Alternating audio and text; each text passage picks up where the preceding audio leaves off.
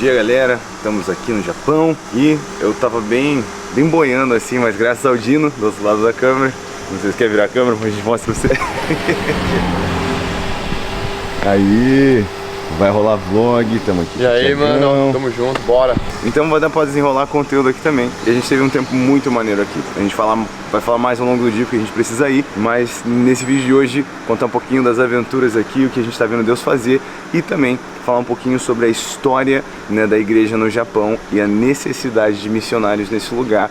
Porque essa nação está para experimentar um grande chacoalhar do evangelho. Em cima, pode?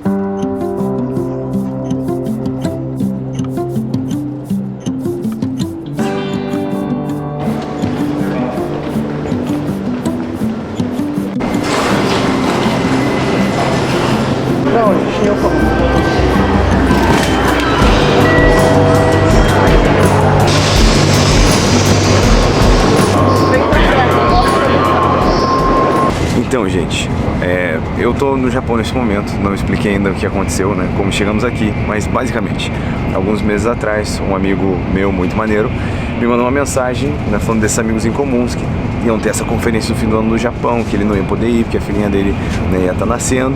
Como o meu filho nasceu um pouquinho depois, ele falou: o pessoal ia gostar muito de ter você lá. A gente marcou de conversar, se conhecer, e tivemos uma conversa muito da hora, né, com o Thiago, com o Josué. E o nosso coração clicou, né? A maneira como eles estavam queimando pelo Japão, esse amor missionário mexeu comigo mesmo, porque estou numa fase agora, né, de voltar aos Estados Unidos, né, com essa missão. Então foi uma conversa muito maneira, o nosso coração juntou ali, a gente, né, acabou de ter o Up Conference, foi maravilhoso, né, e o que é muito maneiro é que vocês são, né, filhos de imigrante, filhos de missionário, mas uma segunda geração, né, que está fazendo as coisas em japonês. Estamos aqui com o pastor, né, José, pai do Josué, família Arcanjo, e a segunda geração fazendo as coisas em japonês, né, mas a gente estava tendo uma conversa muito maneira, que vocês estavam contando um pouquinho da história, né, o como o Thiago, você se converteu aqui. Sim. Por causa dos brasileiros. Por causa dos brasileiros. Então conta pra gente um pouquinho mais dessa, tipo assim, como é que foi, acho que, não sei com quem a gente começa, talvez o José pode falar pra gente um pouquinho, né, de maneira assim breve, a convicção, o chamado de vir pro Japão, né, teve que lutar com muita coisa para chegar aqui. Como é que foi um pouquinho essa... Verdade, Zé. Bom, nós já estamos aqui há 14 anos, mas nós fomos chamados pelo Senhor. Na época nós morávamos em Campina Grande, na Paraíba, e o Senhor só disse uma frase para nós: vá para o Japão. No dia seguinte, quando eu saí de casa, parece que o Brasil tinha virado Japão. Eu via moto, Yamaha, Honda, comecei a encontrar japonês em Campina Grande, que eu nunca tinha visto na vida. Chinês tinha bastante, mas japonês eu não tinha feito a distinção. Tinha tal, né? Tinha compreendido. Foi muito bom. E aí a gente bateu nas portas, e a gente sem descendência nenhuma, sem contato nenhum aqui, e aí Deus abre as portas pela fé.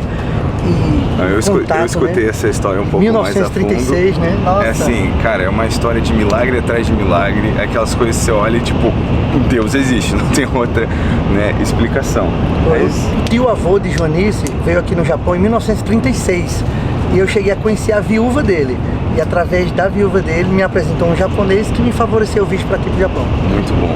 E aí, o Josué já cresceu aqui. É isso aí, pessoal. Vim pro Japão com 8 anos de idade. Falo que eu sou uma criança de duas culturas, não é? Tem um poema de uma filha de missionária que ela fala assim: eu sou aquela criança da porta da sua geladeira, né? Então assim, eu cresci assim, vivendo no Japão e numa casa brasileira ao mesmo tempo, com duas culturas sempre em conflito, não é? E aprendendo com os longos do tempo a colocar o reino de Deus em primeiro lugar, porque senão eu literalmente ia ficar perdido, eu ia ficar assim: eu sou japonês, eu sou brasileiro, e ia entrar numa crise. Mas graças a Deus pelos ensinamentos da palavra, que foi o que me manteve ali firme no propósito do Senhor. E aí, né, ouvindo a história de vocês, eles compartilharam todo tipo de dificuldade, resistência, né, o choque cultural. E assim, a língua japonesa, ela é difícil de aprender, né? Você tem 3 alfabetos diferentes, 3 tipos de formas de falar e obviamente toda a linguagem, né, toda a língua oriental se difere muito, né, da ocidental, mas aí todos esses desafios, né, a gente vê uma geração chegando, lidando com eles, uma outra geração já crescendo aperfeiçoada nesse idioma, né, e aí acontece algo interessante, né? Então a gente tem uma comunidade que está reunindo, né, alcançando brasileiros e japoneses, né? E aí eu acho interessante a gente pensar, não, mas tem que pensar no japonês. É verdade, tem que pensar no japonês, mas tem que pensar que tem uma galera toda aqui que talvez não ouviu, né, não ouviu o evangelho e também precisa de Jesus. E aí eu acho que é massa entrar a sua história também, né? Sim. Você se converteu aqui. Sim, eu me converti aqui. Uhum. Então, meu nome é Thiago, né? Eu vim aqui por causa dos meus pais. Na verdade, tipo, eu nem sabia o que era o Japão, né? Eu vim pros meus pais, aqui que eles vieram ajudar dinheiro pra um futuro melhor, né? Aí eu vim com 12 anos de idade. Aí com 12 anos de idade, sem saber falar japonês também, eu entro na escola, eu sofro algumas coisas assim, mas depois que eu me converti, eu aprendo a amar essa nação, aprendo a amar os japoneses, né? Então, tipo, agora... Mas você se converteu aqui através dos brasileiros? Eu converti aqui através dos brasileiros, entendeu? Inclusive, o pastor CE foi meu professor também, né, na escola bíblica. Então, tipo, foi aí que eu entendi mais, né, profundamente a palavra e conheci minha identidade e soube quem eu sou, né, e a partir disso eu entendi, tipo, eu preciso fazer alguma coisa para essa nação e eu posso fazer, né, então foi aí que também nasceu o UP e aí nós estamos avançando com isso. E bom, vocês têm muita história para contar, eu vou deixar na descrição dos vídeos também o acesso, né, para o pessoal que quiser conhecer mais sobre o UP, o que vocês estão fazendo no Japão, mas passando anos à frente, né, a gente acabou de viver essa conferência agora, foi extraordinária, né, tudo feito em japonês, para os japoneses, e a gente vendo uma galera, né, muitas pessoas aceitando Jesus, né, e algo que vai continuar crescendo, né, e continuar sendo feito aos japoneses, mas a gente vê todo esse empenho, né, geracional para fazer isso acontecer. E eu acho muito legal isso, né? Eu vejo muitas vezes algumas pessoas de fora do Brasil, assim, que olham, né, pessoas que se reúnem com brasileiros em outros países e tentam, tipo, meio que desprezam isso. Mas você consegue imaginar o apóstolo Paulo falando a língua de alguém e não pregar para a pessoa nessa língua? Tipo assim, né, não tem como imaginar, porque todo mundo precisa do evangelho, né? O que é importante, vocês falaram muito legal, é que não pode parar nessa nacionalidade.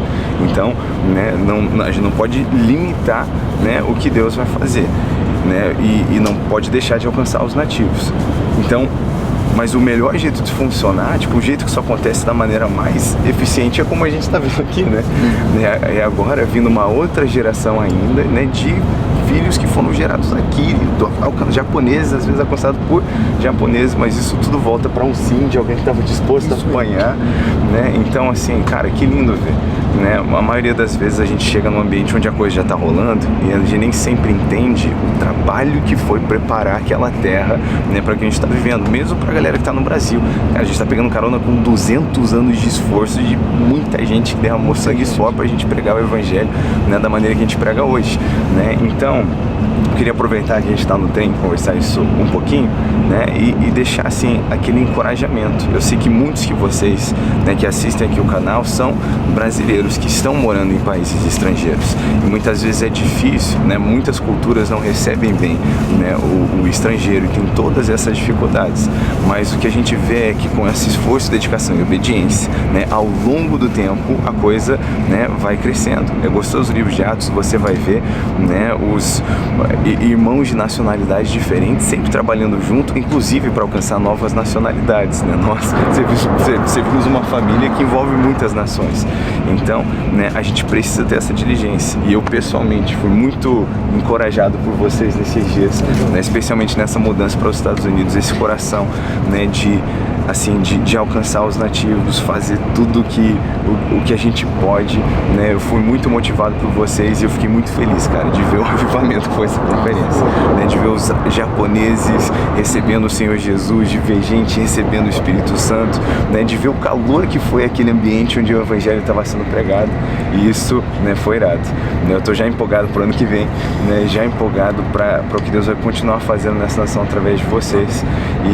E se você está assistindo aqui, né, é do Japão, né, eu acho que vale muito a pena você conhecer, né, o UP, United in Purpose, Unidos em Propósito. É um ministério, né, para-eclesiástico de evangelismo, né, com diversas igrejas, diferentes denominações se juntando para alcançar, né, o Japão, um esforço para preservar essa unidade. Então, né, se você não ouviu falar ainda, né, eu acho que vale a pena, mas foi muito da hora. E a gente está com um nerd de história da igreja aqui, né, e é interessante ver esse momento, né, porque às vezes para alguém até que está acostumado, tipo assim, né, no Brasil a gente tem um ambiente, um bom sentido, a gente pode dizer talvez, bom, tem seu sentido positivo e negativo, um ambiente até saturado com o evangelho, né? Você vê que no Brasil já tem quase que um cristão cultural, às vezes ele nem sabe o que é, mas, né, ele é igual o católico não praticante antigamente. Na linguagem, né, ele dá graças a Deus, ele fala Ave Maria, você vai numa rua, é a rua do nome de um santo, né? Então, você fala só de Noé, o cara sabe quem foi Noé, o cara sabe quem foi Josué, às vezes. Então, nesse sentido, né, às vezes você vê que é muito mais, assim, caloroso, é um ambiente muito mais, não é antagonista a pregação do evangelho, quase todo mundo já ouviu, né, mas você vê às vezes também grandes números que são resultado de anos de trabalho, né, e é comum às vezes você ver essas grandes reuniões, né. Agora, quando você olha, né, às vezes uma reunião aqui, né, com, tipo assim, a gente vai ver uma reunião às vezes de 50, 80 pessoas. Em qualquer lugar isso é uma multidão, né? Quando você está em qualquer lugar. Mas quando você pensa no histórico, né? Por exemplo, no Brasil o evangelho começou a chegar, né? O protestantismo pelo menos 1810, depois dos Portos Amigos de 1808, e não vem muitos missionários até, né, o final ali, né? Aqui o evangelho estava proibido até que ano? 1889. E aí você tem um outro contexto, né, por causa da guerra também, onde você teve, né, o MacArthur, né, como é que era? O MacArthur mesmo? Chamando missionários americanos, tipo, venham pregar o evangelho no Japão, mas a galera com ranço, tipo, por causa da guerra, tipo, não querendo ir, né. Então, Josué, compartilha pra gente um pouquinho, né, desse histórico de quando findou essa perseguição, né. A gente já comentou ontem sobre os espanhóis, isso parando por um longo período, depois que, né, foi permitido o cristianismo de novo no Japão, né, como que isso tem, quanto tempo atrás foi isso, como que isso tem, né, se elaborado aqui, e qual que é, assim, o seu coração, eu sei que queima tanto por essa nação, né, o que você está sonhando que vai acontecer por aqui? Conversa com a gente um pouquinho. Então, o evangelho, ele é mais uma vez permitido em 1889, né, em 1890, então começam a vir missionários de várias nações e países, né, e aí o evangelho começa a crescer em marcha lenta, né? De pouquinho em pouquinho eles vão começar a fazer escolas e investir em faculdades. Ou seja, uma das grandes faculdades famosas aqui no Japão, muitas delas são cristãs, tem uma base cristã. Aqui em Aichi mesmo existem umas 4 faculdades que são cristãs, ou protestantes, ou católicas, né? Então eles começam a investir em educação, alguns entram em política também, só que é algo para o japonês como se fosse só mais uma religião, né? Como se fosse uma diferença do budismo, né? Aquele adora Buda e aquele outro adora Jesus, né? Só que as igrejas, elas começaram a, como posso dizer, a depender tanto de missionários que não foram criados pastores japoneses, e pastores japoneses com uma visão missionária de ir plantando várias igrejas em vários cantos e criar discípulos.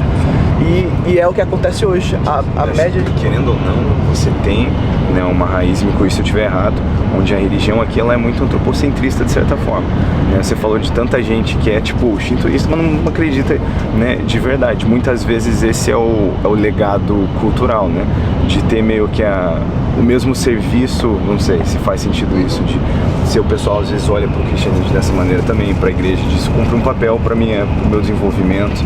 Isso rola assim ou não? Porque a gente tem... Rola, e também rola é a religião do estrangeiro, não é a minha religião, é a religião do estrangeiro, não é? Então eu tenho que transformar o evangelismo na religião de todos, não na religião do estrangeiro. Então quando eu passo isso pra ele, acho que essa é a dificuldade que a gente passa, né, Thiago? De passar que não é a minha religião por ser estrangeiro, é a religião por ser um ser humano, e essa é a minha religião que me conecta com Cristo. É o Criador dos céus, é o Criador dos céus e da terra, ele criou tudo, né? Ele não criou só o brasileiro, ele criou o japonês também, tem um propósito na sua vida. E aí a gente tem um contexto hoje que a média de cristãos japoneses é de 65 anos de idade, não é? E a média de pastores é de 70 anos de idade. Quando eu chego para um pastor japonês, eu falo que eu sou um pastor e tenho 22 anos de idade, ele fala: uau, você é um pastor mesmo? Como assim? Você fez escola teológica? Fiz. Você foi discipulado? Fui. Com 22 anos? Sim. Não é? Porque eles têm muita cultura do shokunin, né, Thiago? O shokunin, né? Quer falar um pouco sobre o shokunin? O que é o shokunin? Então, o shokunin é as pessoas profissionalizadas naquilo que ela faz. Então, tipo, é muitos anos de treinamento naquilo que ela faz pra ser bom naquilo. E aí, quando, tipo, essa pessoa passa por esse treinamento e faz muitas vezes aquilo, por muitos anos aquilo, ela vira um shokunin, né? Então, tipo, tem shokunin de katana, que é aquela espada, assim, japonesa. Então tem vários, de sushi também, que é famoso, tipo, né, as pessoas fazem bastante. Então todo mundo quando pratica muito aquilo e faz por muitos anos aquela mesma coisa, ela fica shokunin daquilo, fica profissional naquilo. E aí, quando você leva isso pro evangelho, a gente sabe que não é por anos que a gente ganha maturidade, sim pela prática da palavra. Só que muitas vezes isso pro japonês, ele fala: não, eu tenho que, por anos, eu tenho que fazer muita coisa para um dia, quem sabe, eu estar à frente de uma obra ou discipular outras pessoas, né? Então, assim, o que a gente está implantando agora através do UP, não é não somente alcançar eles, mas capacitar e enviá-los. Falar: não, a gente vai parar de ser um país que é só vem missionário, vem missionário, vem missionário, para ser um país que vai ser vai missionário, vai missionário, vai missionário para toda a Ásia, não é? A média de batismo por ano aqui é um batismo por ano em uma igreja, não é? O evangelho no Japão, todos os anos, existe a porcentagem do evangelho do Japão todos os anos que é 0,4%. Só que não está crescendo 0,4%, está diminuindo 0,4% todos os anos. E em 2030, não é? Tem o grande problema de 2030, que as 8 mil igrejas japonesas que existem hoje, a previsão é que caia para 4 mil igrejas. Essa é a previsão.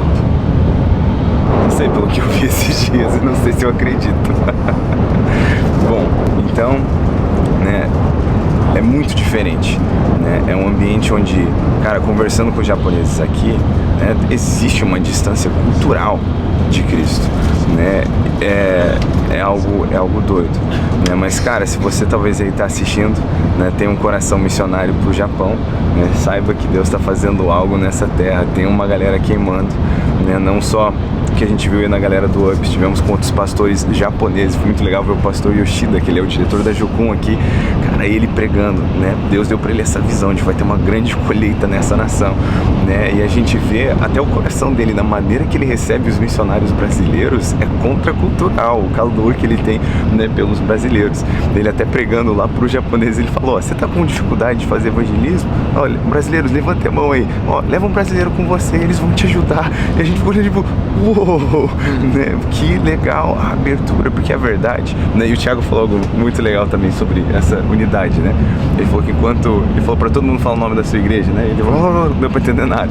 Ele falou agora, né? Todo mundo falou, né, o nome do Senhor da igreja. Tô com todo mundo de Jesus. Ele falou: aí eu entendi, né? Então, a verdade é que às vezes a gente não está transmitindo com clareza esse evangelho, porque a gente está levantando muitas bandeiras diferentes do que é uma bandeira que a gente precisa levantar, né? E, cara, ver isso esse final de semana foi inspirador. Mas enfim, né, já está virando quase um documentário isso aqui.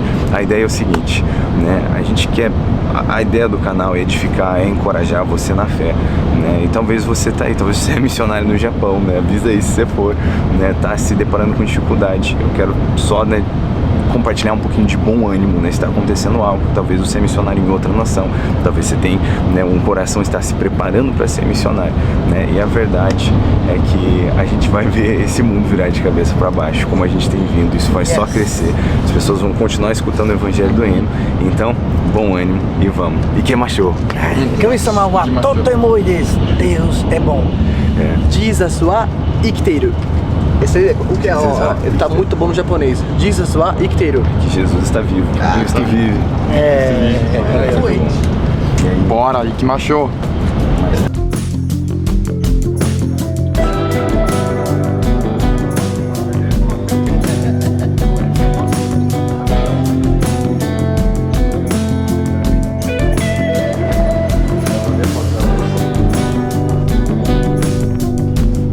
Antes eu fazia, tipo, levando em casa e joga na firma. Mano, a senhorinha, meu Deus do céu, bicho.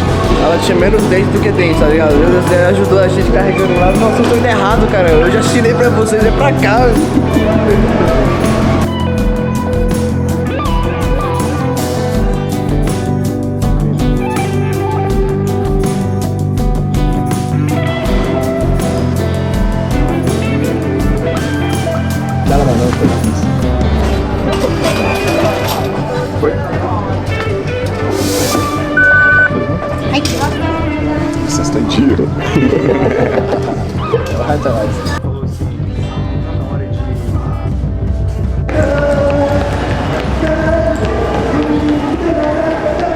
Nesse momento, a gente está passeando porque a gente está saindo de Okazaki, né, onde a gente estava lá na Verbo da Vida, teve o Up em Aichi, né, foi maravilhoso, e a gente está indo... Galera, fala do vídeo. É longo, não? É longuinho. Então, gente, qual que é o rolê da vez? A gente saiu de Okazaki, onde a gente estava lá, no Verbo da Vida, né, teve esse tempo maneiro, e a gente está indo dar um oi para minha família, né, em Nobrito, na Grande Tóquio, né, a família da Pri, muitos são missionários aqui no Japão já, né, alguns há muitas décadas, e tem também, né, desejado ver essa nação alcançada, e a gente está indo dar um oizinho para eles. E é muito legal para você que curte YouTube, né, curte vlogs também. O Nate e a Ruth, eles têm um canal muito maneiro, né, sobre a vida no Japão, chamado Life in Japan. E eles mostram com a família deles maravilhosa, é tipo goals demais. Alguns de vocês falam, né, que eu e a Pri somos goals, vocês não estão entendendo, a gente cresceu com eles sendo goals pra gente. Então, né, é um canal muito maneiro de acompanhar. Se você não conhece ainda, né, dá uma olhada no Life in Japan.